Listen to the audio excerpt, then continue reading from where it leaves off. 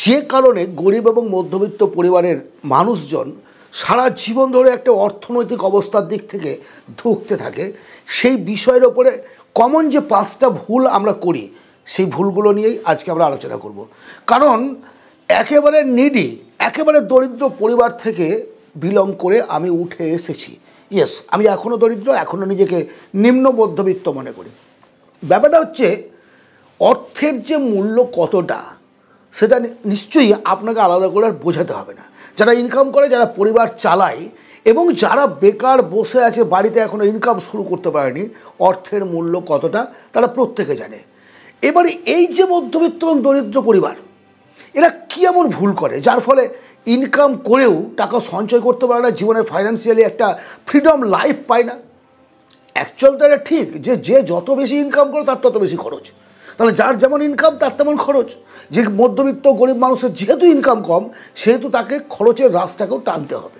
5 মানি মিস্টেকের এই প্রত্যেকটা মিস্টেককে ভালোভাবে অবজারভেশন করবেন। আমরা জানি, আমরা জেনেও কিন্তু এই ভুলগুলো করি। আগামী 2025 সালে যাতে আর আমাদের মতো পরিবারের ছেলেমেয়েদের এবং পরিবারের গার্জেনদের এই অবস্থা না আসে, সেই কারণে এখন থেকে সাবধানতার জন্য এই মিস্টেকগুলো আপনাদের সামনে আমি তুলে ধরছি। প্রথম মানি মিস্টেকটাই হচ্ছে বাজেটিং। ধরুন আমরা জানি আমার ইনকাম কত, সেটা আমরা জানি, কিন্তু আমি জানি না যে খরচটা আমি কত করছি। এটা একদম খুব খারাপ একটা জিনিস। যারা বিজনেস করেন তারা হয়তো কালকে কত ক্যাশ হবে, আজকে সকালবেলায় গিয়ে টাটা বসলাম কত টাকা ক্যাশ হবে জানি না, কিন্তু যারা চাকরি করে তা তো জানে। চাকরিজীবীদেরও সেই একই অবস্থা। এটা পূর্ণিমার চাঁদের মতো যখন মাসের প্রথমে বেতন পেলো, মাসের শেষে এসে তখন দেখছি একদম পূর্ণিমার চাঁদ, এক ভর্তি টাকা। 15 তারিখ আস্তে আস্তেই সব খইতে খইতে খইতে খইতে গিয়ে শেষ, দ্য এন্ড। পূর্ণিমার চাঁদ আবার পূর্ণিমায় আসে অবস্থার পরে, কিন্তু চাকরিজীবীদের বেতনের সেই বৃদ্ধিটা তো ঘটে না। ফলে পরের মাসে সেই মাইনাস টাকা টানতে গিয়ে সারা জীবন ধরে ঝাঁতা কলের মধ্যে পিছায় হতে থাকে। সেটা একই অবস্থা যারা বেকার, যারা বিজনেস করে, যারা কিছু ছোটো কাজ করছে, তাদের ক্ষেত্রেও সে একই অবস্থা। এই অবস্থার হাত থেকে যদি বেরোতে হয়, তাহলে আপনাকে অবশ্যই অর্থনৈতিক দিক থেকে একটা বাজেট তৈরি করতে হবে যে প্রতি মাসে আমার সংসারের খরচ কত, আয় কত। এই যে আয় এবং ব্যয়, এই দুটোকে যদি আপনি বুঝতে পারেন, তাহলে পরে আপনি কিন্তু সঠিকভাবে চলতে পারবেন।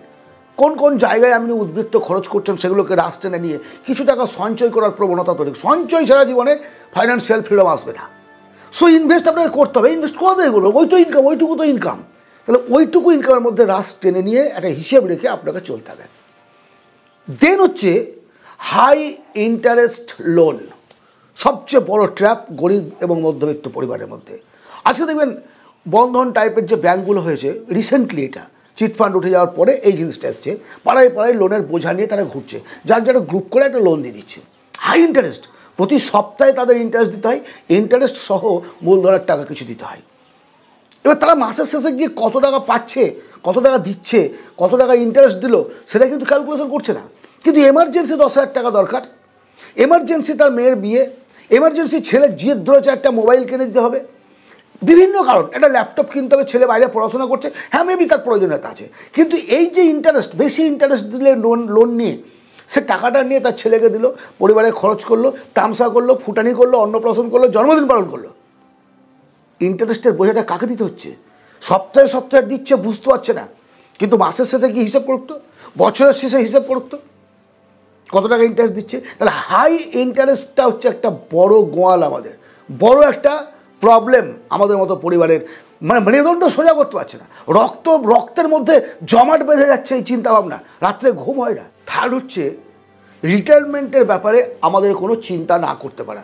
যারা চাকরি করে তাদের শুধু বলছি না আমি, কিন্তু যে মানুষটা দিনমজুরি করে, যে মানুষটা অন্যের দোকানে কাজ করে, যে মানুষটা বিজনেস করে, যে মানুষটা পাড়ায় পাড়ায় ঘুরে হকারি করে, প্রত্যেকটা মানুষের কাজ করার একটা বয়সের সীমা আছে, সে তারপরে আর কাজ করতে পারবে না। কিন্তু আমরা চিন্তা করি না যে আমার যখন রিটায়ারমেন্ট হবে, অর্থাৎ আফটার 60 ইয়ার, 60 বছর বয়সের পরে দ্রুত, বাদ দেন দ্রুত আমি কাজ থেকে বেরিয়ে আসবো, দ্রুত আমি রিটায়ার করবো, দ্রুত আমি বাসে বসে বসে একটা আনন্দ করবো, এটা তো বাদই দিন। যতদিন পর্যন্ত সচ্ছল আছেন, অচল হলে তখন আপনাকে অর্থনৈতিক দিক থেকে কোথা থেকে সাপোর্ট করবে কে, সেই জায়গাটা আমরা ভাবি না। কারণ কি, আমার ধরুন দুটো ছেলে, আমি একটা মিডিল ক্লাসের মধ্যে পড়ে আছি, মিডিল ক্লাস ট্র্যাপের মধ্যে পড়ে আছি। আমার ছেলে তো সে অবস্থায় থাকবে সেইভাবে, সে যদি উন্নতি করতে না পারে, সেই ডেভেলপ করতে পারবে সামাজিক যে অবস্থা, যদি আপনি সেই জিনিসটা তাদের বোঝাতে না পারেন অর্থনৈতিক দিক থেকে, তাহলে তারাও সেই একইভাবে চলবে। তাহলে আপনি যখন বৃদ্ধ হবেন তখন তারা যুবক, তখন তাদের একটা সংসার দায়িত্ব বাড়বে, তাদের ইনকামে তাদের সংসার চালাতে দম বেরিয়ে যাবে। কেমন করে আপনাকে দেখবে? তাহলে রিটায়ারমেন্টের পরে একটা মোটা টাকা পাওয়া প্রয়োজন, যেটা আমরা ক্যালকুলেশন করি না। কারণ ইনভেস্ট করি, অনেকেই ইনভেস্ট করি। কীভাবে ইনভেস্ট করি আমরা জানি না। ইনভেস্ট কেন করছেন, কেন ইনভেস্ট করছেন সেই বিষয়টিকে আগে পরিষ্কার করুন।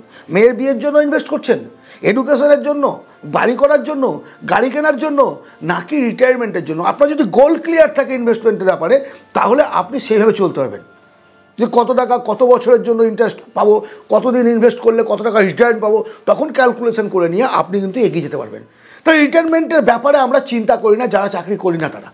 আচ্ছা, চাকরি করে তারা রিটায়ারমেন্টের সময় একটা টাকা পায়, একটা মোটা টাকা পায়, সেটা হয়তো অনেকেই লোন করে ইএমআই করে শেষ করে দেয়, সেটা তো পরবর্তী ভিডিওতে আলোচনার বিষয়। কিন্তু যারা চাকরি করি না আমরা, তাদের তো রিটায়ারমেন্টের ব্যাপারটা চিন্তা করা উচিত। চতুর্থ ভুল হচ্ছে এমার্জেন্সি ফান্ড। আমাদের অধিকাংশ পরিবারের এমার্জেন্সি ফান্ড নেই। একটা সেভিংস অ্যাকাউন্ট খুলেছি, সেখানে যে উদ্বৃত্ত টাকাটা হচ্ছে সেখানে জমা দিচ্ছি, ভালো কথা, জমা দিচ্ছেন।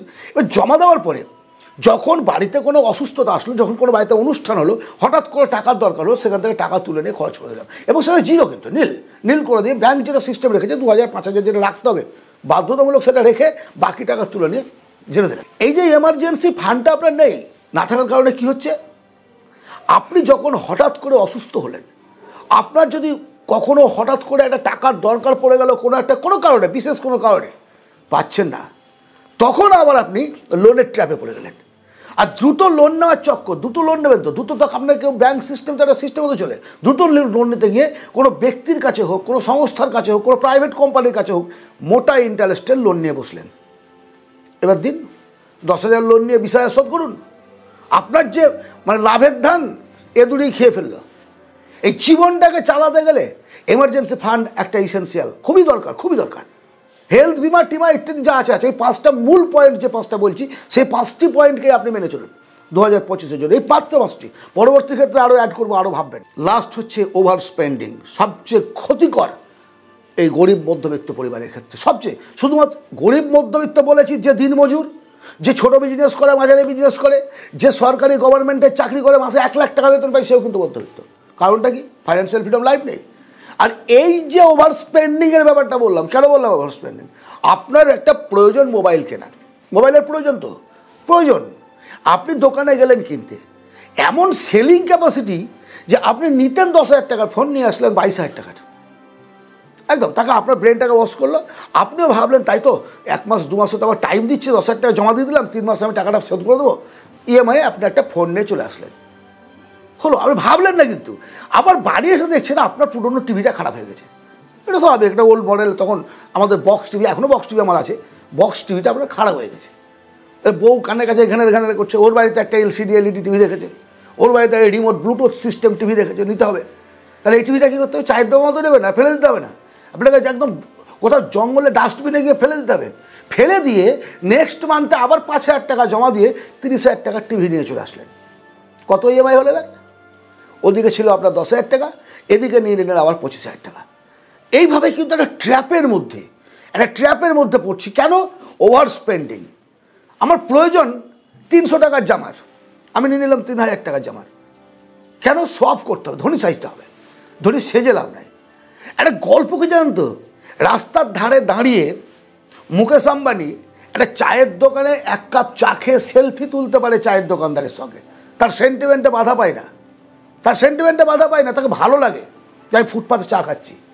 কিন্তু আমাদের মতো মধ্যবিত্ত পরিবারের, আমার কথাই ধরুন, আমি একটা ভালো হোটেলে বসে, 5 স্টার হোটেলে বসলাম, 3 স্টার 2 স্টার, একটা ভালো চকচকে হোটেলে বসে 1 কাপ কফি, বেশি কিছু খাওয়ার ক্ষমতা নেই, শুধু সবচেয়ে সস্তা হচ্ছে কফি, তো ওই কফিটা 1 কাপ খেয়ে একটা সেলফি তুলে ফেসবুকে পোস্ট করে দিচ্ছি। কেন? আমি ধনী, আমি বড় হোটেলে যাই। সোয়াফ ওয়ান্ট, যতদিন পর্যন্ত আপনি না বুঝবেন কোনটা আপনার চাহিদা, কোনটা আপনার নিড, কোনটা আপনার ওয়ান্ট, যতদিন ডিভাইডেশন না করতে পারবেন, আপনি কোটি কোটি টাকা ইনকাম করলেও রাখতে পারবেন না, দেউলিয়া হয়ে যাবেন। হাজার হাজার মানুষ পালিয়ে গেছে, দেশ ছেড়ে পালিয়ে গেছে বড় বড় ইন্ডাস্ট্রিয়ালিস্টরা। কেন পালিয়ে যায়? কেন? তারা তাদের এক্সপেন্সেসটা বোঝে না। এই মুহূর্তে একজন ক্রিকেটার ঢুকছে অর্থনৈতিক অভাবে, একজন ক্রিকেটার ঢুকছে, আমি নাম নিচ্ছি না, কেন? একজন অল্প ইনকাম করেও সে জীবন চালাতে পারছে, আজকে তিনি পারছেন না কেন? কষ্ট হচ্ছে তার জন্য, কিন্তু কিছু চলাফেরার ত্রুটি তো ছিল, এটা মানতে হবে। তাহলে আজকের আলোচনার মূল যে 5টা পয়েন্ট, সেটা হচ্ছে আপনাকে একটা বাজেট তৈরি করতে হবে, বেশি ইন্টারেস্টের লোন অ্যাভয়েড করুন, একটা এমার্জেন্সি ফান্ড তৈরি করুন, রিটায়ারমেন্ট পলিসির জন্য কিছু টাকা সঞ্চয় করতে শিখুন, ওয়ান্টের পেছনে অযথা বা নিডের পেছনে অযথা বেশি খরচ করবেন না।